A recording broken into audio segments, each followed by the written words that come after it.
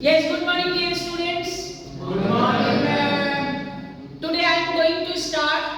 the notice, means this is the part of your syllabus, this is the part of your course in your engineering, diploma engineering, as well as in all parts of your life. Means जब भी आप कभी भी मान लीजिए आप किसी company में काम कर रहे हैं, वहाँ के टीम लीडर हैं, मैनेजर हैं, कोई एग्जीक्यूटिव डायरेक्टर है,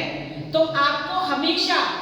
एक नोटिस आपके पास रेडी रहना चाहिए कि आपको किस विषय में नोटिस निकालना है। अगर आपको नोटिस निकालने के लिए आपको कुछ पॉइंट्स की जरूरत है तो वो आप अपने माइंड में हमेशा बिठा के रखिए कि आपको जब भी नोटिस निकालना है तो वो पॉइंट्स को हमेशा कवर अप करना है। जैसे कि मैं यहाँ पर बता रही हूँ, अगर आप कॉलेज में पढ़ रहे हैं और कॉलेज की तरफ से एक नोटिस निकालना है, आप हेड बॉय हैं या हेड गर्ल हैं, तो आप लोगों को एक नोटिस निकालना है, तो उस नोटिस को आप कौन कौन से पॉइंट्स के द्वारा कवर अप करेंगे। जैसे कि पहला पॉइंट है, हम जब भी कोई नोटिस लिखते हैं तो हमको इंफॉर्मेशन प्रॉपर देना है, यानी कि हमारा जो इंफॉर्मेशन का जो काम है वो राइट इंफॉर्मेशन है, फैक्ट पर आधारित होना चाहिए कि फैक्ट पर आधारित इंफॉर्मेशन आपको देना है। उसके बाद नेक्स्ट आपको डेट प्रॉपर लिखना है कि जब भी आप कोई नोटिस निकालेंगे तो किस डेट पर वो आपको नोटिस निकालना है, यानी कि date is a very important factor for the any of the notice, any of your information. उसके बाद है आपको कैटेगरी, यानी कि आपको डेट के अंदर आपको लास्ट डेट कब सबमिशन करना है ये भी आपको मेंशन करना है कि आपने,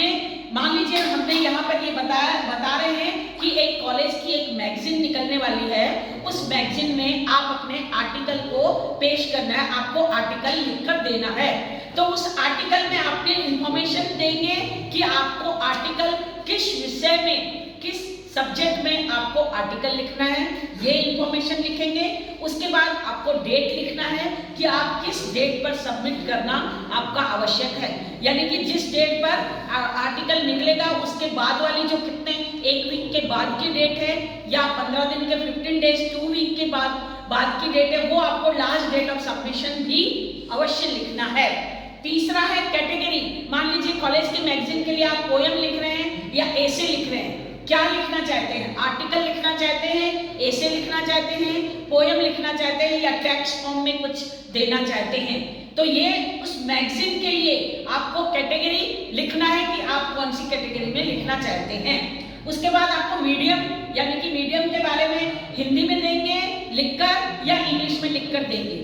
हिंदी या इंग्लिश दो माध्यम है हमारे, दो माध्यम के मीडियम के द्वारा आप अपना पेश करेंगे कि आपको आर्टिकल किस में लिखना है, एसे किस में लिखना है, पोयम किस में लिखना है, हिंदी में लिखना है या इंग्लिश में लिखना है, ये आपको जरूरी बताना है। और उसके बाद है आपको लास्ट पॉइंट जो है, आपको किसको सबमिट करना है। मान लीजिए आपने अपनी रेडी कर लिया, अपना आर्टिकल तैयार कर लिया, अपना एसे तैयार कर लिया या पोयम या फिर आपका टेक्स्ट फॉर्म में आपने तैयार कर लिया, अब आपके पास सारी चीजें हैं, हिंदी में या इंग्लिश में, वो आपके ऊपर डिपेंड करता है कि किस में आपकी मास्टरी है। तो उस चीज में आपने जब लिख कर दे दिया, सबमिट करना है, तो अब आपको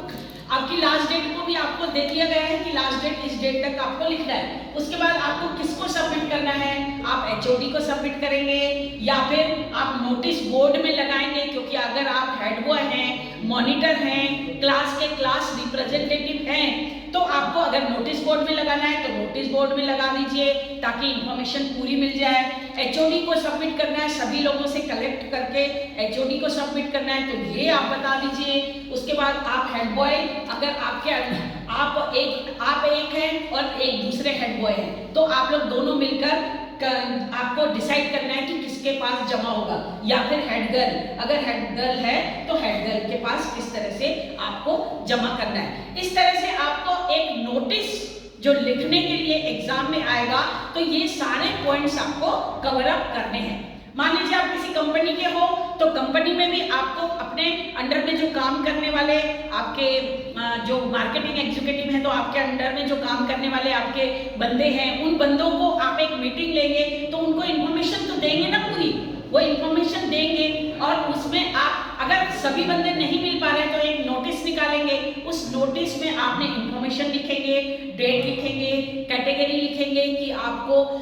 मार्केटिंग करना है, आपको मोबाइल बेचना है या फिर आपको कंप्यूटर सिस्टम बेचने हैं, तो आपकी कैटेगरी कौन सी है। यहाँ पर तो कॉलेज मैगजीन की बात हो रही है, लेकिन अगर ऑफिशियल काम है तो ऑफिशियल काम जो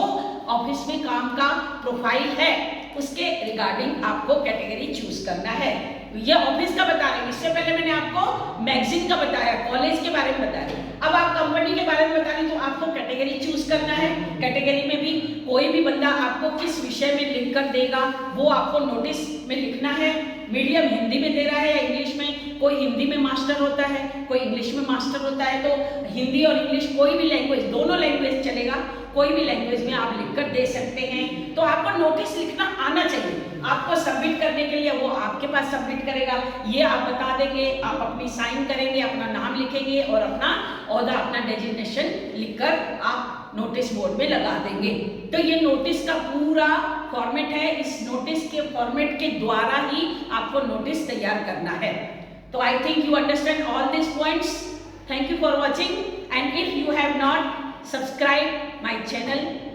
Professor Mukta Chandani, so please I am requesting, please subscribe, like and comment. Thank you for watching.